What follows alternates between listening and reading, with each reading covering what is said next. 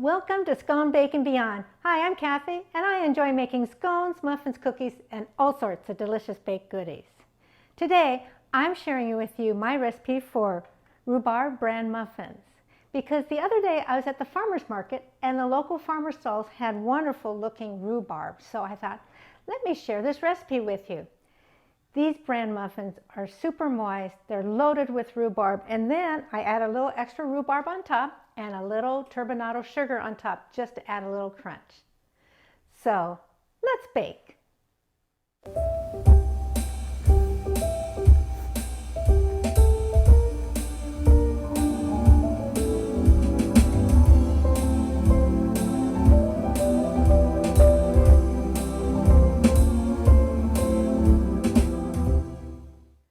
Okay, let's get started. So we're going to get started with our dry ingredients. I have here 2 cups of unbleached flour. And to that, I'm going to add 1/2 cup of whole wheat pastry flour. I like adding whole wheat flour to my baked goods, but I use whole wheat pastry flour because it's lighter in texture. So here we have 1/2 cup of whole wheat pastry flour, 2 teaspoons of baking powder, 1/2 teaspoon of baking soda, 1/2 teaspoon of salt. We're just going to whisk these dry ingredients together. And we're going to set this aside. So now it's time to get our wet ingredients together. I have here 2 cups of buttermilk. And to that I will add 2 eggs, 1/4 cup of oil, 1/4 cup of flax meal, and I'm going to whisk this together.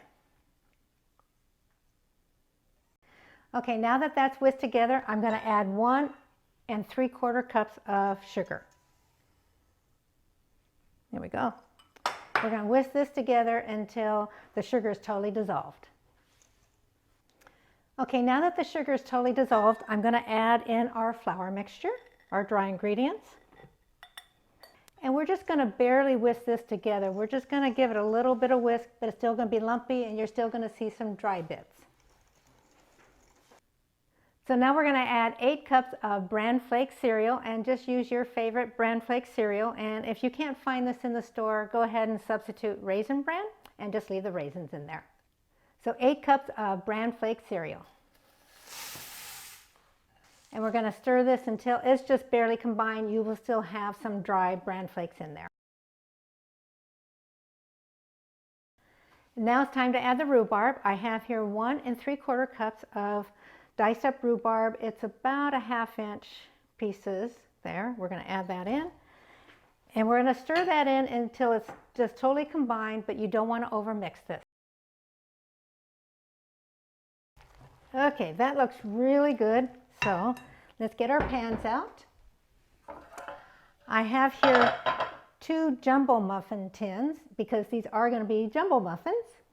And what I did to prepare these pans is I sprayed a little baking spray in each one of them, and then I just kind of wiped out the excess off of there and put a little bit around the edges because sometimes you get a little muffin top and that helps it release if I put just a little bit around the edges. So I have here a number 12 scooper. It's about 1/3 cup, and we're going to put 2 scoops in each one of these, so about 2/3 of a cup in each one of these muffin tins.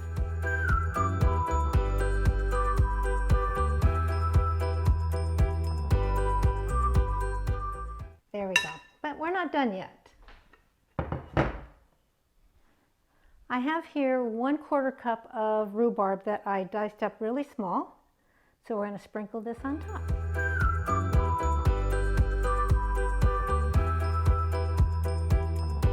So now it's time to add the turbinado sugar. I have about 2 tablespoons. I really don't measure this. I just start sprinkling it on there.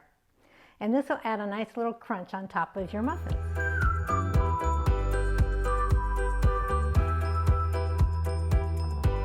There we go. That'll add a nice little crunch surprise to these muffins. So now we're going to bake these in a 350-degree oven. So I preheated my oven to 350 degrees. We're going to bake these for 30 minutes. Okay, they look wonderful. They smell delicious. What I want to do is I want to get some of the steam out.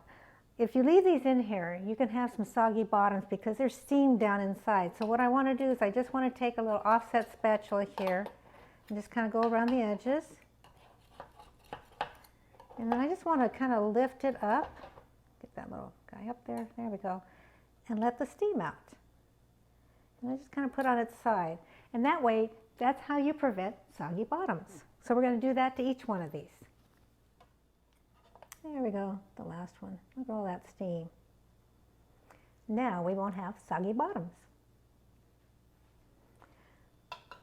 We're going to let these sit here for about 5 minutes, and then I'm going to put them on the cooling racks. Okay, it's been 5 minutes, so I'm just getting these out of the muffin tin so they can cool completely. There we are. Like I said, they smell wonderful. They look wonderful. Let's put that over there. I think they're cool enough to try one. So I have one right here. We have here, you can see the rhubarb in the muffin. You can see the little rhubarb on top.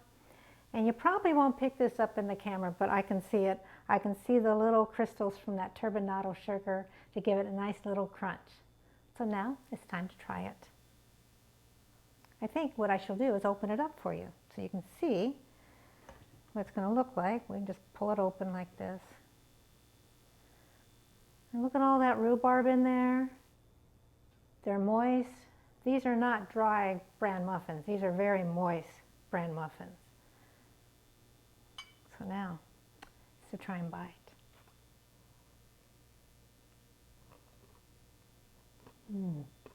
These are so delicious. Like I said, the bran muffin part is moist, but not overly moist. The rhubarb comes through. You get that nice crunchy top on top. You're going to love making these. For the complete recipe, please go to my website, sconebaking.com, and there is a link below. If you like this video, please give it a thumbs up and please subscribe for future videos. I hope this recipe inspires you to bake. Thank you for watching.